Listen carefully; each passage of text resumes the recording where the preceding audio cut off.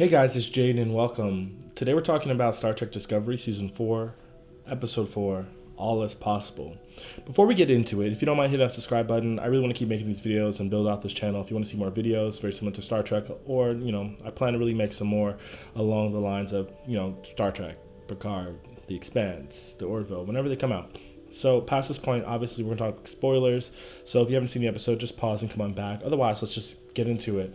In the era of like a no recap react, obviously I'm hitting just the top moments and I really want to dive into it. But first, I want to start with All Is Possible. The title. I like this episode a lot. I honestly think this was the best episode so far of the season.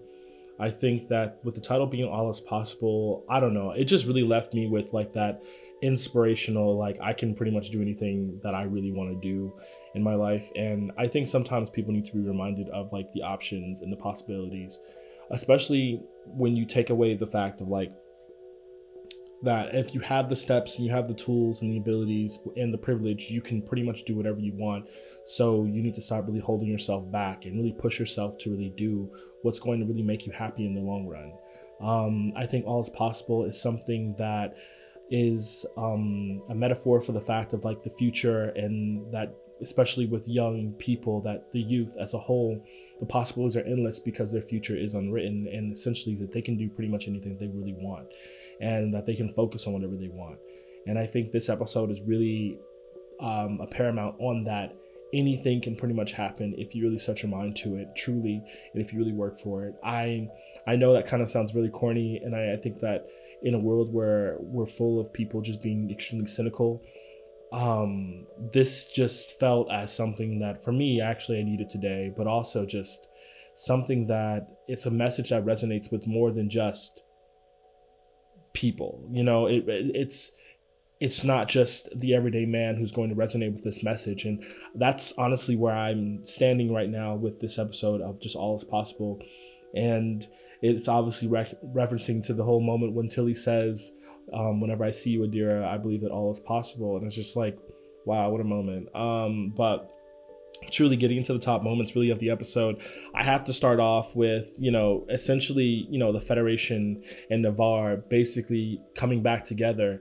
I didn't think that an episode that really slowed down a lot of the action, and the action kind of focused mainly on Tilly this episode, but for Burnham and Saru to be put in a position where they can finally be diplomats and they can finally do more of the word work essentially for a lot of Starfleet. And I don't know who is show running this season because I really haven't looked into their history, but I dare to say that they absolutely loved TNG. I think also as a whole, because TNG was such an influential series to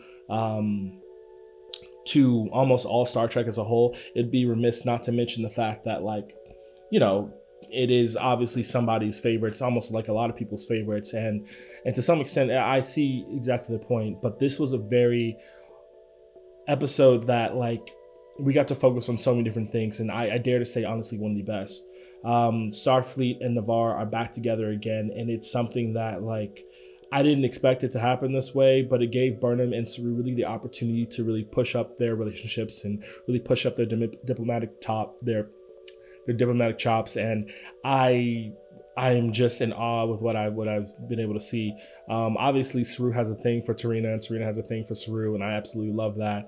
But I also think that Rillick and Burnham having a common understanding on politics is going to be a thing probably now that you're a captain. You need to understand that this is what's going to happen, and I think this is really setting up for a really good relationship. I will say also in this moment, especially how Burnham was able to really convince, which albeit was somewhat sentimental, but the idea of pointing out how a lot of the situations that came to compromise, people were adversaries at one point in time. Navarre is essentially a planet of people who forgot their identity, of the Vulcans and Romulans. You have the whole situation between everything that happens on Kaminar with the Kelpians and I'm going to call them the Dark Ones because I forgot to go look what their name is called. And then I honestly have been trying to figure out what Rillick is for the past couple weeks, but Rillick is a Cardassian human.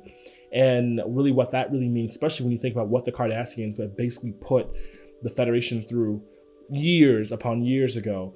And I just, it was one of the better moments, especially when you think about when you expect Burnham to truly stand out, when you expect Saru to truly stand out. This is one of those moments where you're like, oh, okay. I think a lot of people had an issue with Unification 3 for a variety of reasons, from the fact that like Burnham really didn't really learn anything from that situation. It really felt like she was told the truth, but she didn't really listen. It felt like one thing went in one ear and one thing went out the other. And to some extent, I don't know, just feel like that. On the other hand, it's like it was a realized dream of the fact of Navarre existing in the first place.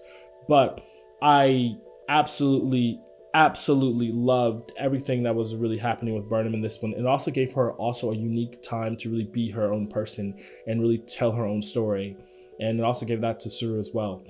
My next moment, honestly, very small, but it was something interesting, was really just Booker and Culber. I think it's something wild. I think that the season is really pushing in on the fact that Culber, being now a counselor and the ship's doctor, essentially giving him that double duty. But at the same time, I feel like there's so much unresolved trauma with Culber as a whole that no one really is literally asking Culber like what's going on with him. I feel like he's always being the person to sit there and stand and say, hey, let's try and fix this. Let's do this. I'm going to talk to you about this. Yada, yada, yada, yada, yada. And he's always been like that emotional anchor point that Discovery has had. And as that's become pushed apart into other characters, it's just like, can we now focus on like really his story, his conversation? Like this man literally came back to life in some weird space googly monster thing. Like no one's asking Culber like, hey, I need to sit there and, we need to sit there and have a conversation. No one is really having that conversation with Culber, and I think that is such a disservice. Hopefully this season really alludes to that, especially with Booker being like, are you okay? Do you have something you want to talk about? And I really do hope that this is the season where we really get to dive into Culber and really just the after effects of him basically getting a new body, And I also appreciated the conversation with Booker being like, nothing is ever going to be the exact same, and I think this is time like basically for you to really truly accept it, and just it's never going to go back to the same. You may want all these different things, especially from Quajon, but it's just never going to be the same. Also, I think this is, as a whole, was a really good episode to take a shift from the fact of the DMA and all that drama and all that jazz. So moving on, my next moment was honestly Tilly and the cadets. This is a interesting situation. I think like as a whole, Tilly is somebody who has shown herself to be in the position of these cadets at one point in time. But to me, it's always been something like I really appreciate Tilly because she's really smart and she's capable and she can do pretty much anything she wants. And I know it's one of those situations where she is a leader. And I don't know, I just thought it was a top moment of her being able to really wrangle a bunch of scared young teenagers into being like, hey, we need to work together and get this out. And they do, and that's something that's really great. And in the end, like people really learning about each other and learning about really more about each other in terms of their backgrounds and what they can do. I think also this was very important for Adira to realize like, hey, I'm not just Adira. I'm not just Adira Tall. I'm Adira. Like I need to figure out my own life for my own right. And I think that she kind of has, to some extent, relied heavily on the fact that she's still a Trill host and on that knowledge. And there's nothing wrong with that, but I think she's missing on the fact of like, she needs to add something to the Trill experience. And hopefully this is one of those things where, especially with Tilly, going on her next journey, it's going to change. The next thing is really just Tilly's goodbye. I think we've seen this coming since the beginning. I always kind of found it weird that Adira and Tilly kind of like filled the same exact shoes. So I'm happy that Adira is on the ship. I'm happy that Adira also is going to serve as the intelligent young one that we needed on the cast. And I also think like having the conversation with Burnham in the end about, me getting those Lieutenant Pips was the worst day of my life. Of now I just don't have anyone to prove to it. I need to figure out what I really want to do. I think we all kind of go through that. I think that's such a human thing that we all kind of go through, in the sense of like, we really do need to question our motivation sometimes of like, why exactly are we putting ourselves through the situation that we are? And I always think to like my friend of like, you have this goal and I'm so proud of you. And I I personally have to sometimes realize like I don't have the same exact passion about certain things, and I'm proud of them for what they're doing, what they're accomplishing. But like at the same time, like life is, even though it's a journey of people and togetherness and finding, one's own family, but it's also trying to figure out oneself and what they're really going to be and who you're going to be. And I wish this for like, especially for young people and young children, especially as they get older, is that like they get to explore themselves and figure out exactly what they want without really being pushed in any direction. It's just natural curiosity as a whole.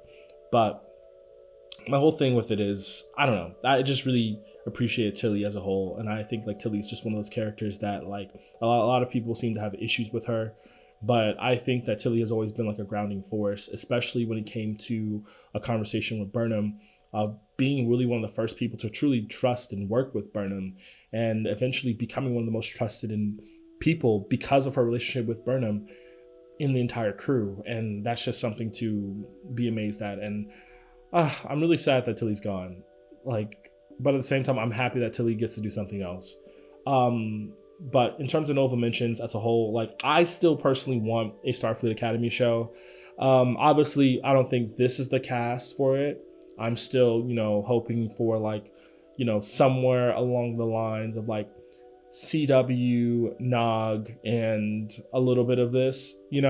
I just think that that'd be a very interesting story that I don't think Starfleet has really been able to, Star Trek as a whole has really been able to tell, besides like within short spurts or, oh wow, we're going to talk about this in a movie. Like, okay, come on, let's actually get into the nitty gritty of it all, And I will also note, like, I really did enjoy the formal dress. I was wondering what it was going to be. Wilson Cruz, I think, is such a dynamite powerhouse on this entire show. I think every single scene that he's in, it just kind of proves the point, like, what this man is able to do, what this man is able to, like, accomplish. It's just wild to me. Also, that man is in such good shape. It's just, like, crazy to me. And they do everything they can to sit there and hide it, which I think is, like, okay, cool. But at the same time, like, dang, like, this man is in such a good shape. And he's, like, I think he's, like, in his mid-40s, but, like, it's also wild that we have two people who like basically started on Rent, the original production, in this cast as a whole. But that's neither here nor there. I think Tarina and Saru being friends, or maybe more, is something that I hope to really get explored later on. But obviously, I think next week we're going to get more of an action-packed situation. I think we're going to end up shifting into more action because I feel like the last two episodes have kind of been a little calmer as people really try to figure out what's going on in the world.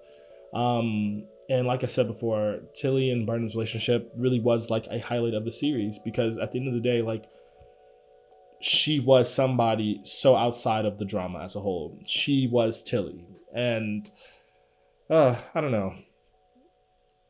All is possible. So I don't know. If you really liked this episode, that's pretty much how I feel about the episode today. If you liked it, just let me know. Put a comment in below, and I'll see. We can talk about it and chat about it. Thank y'all so much for watching today. Like, comment, and subscribe. I will talk to y'all later. Bye.